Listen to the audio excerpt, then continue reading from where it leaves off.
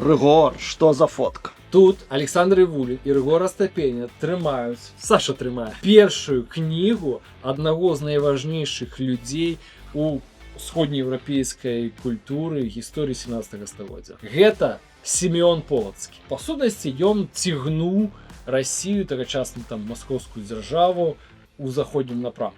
І вось тут акурат Александр Івулін трымае жезло кіравання, якое было надрукавана у 1667 годзе у Крэмлі, Саша. У чым сэнс таго артефакту?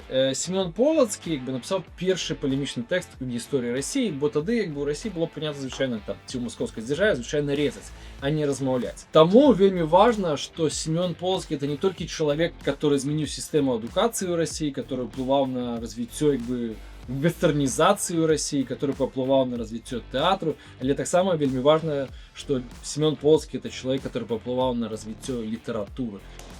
Спрабавалі неяк выратаваць гэтых людзей.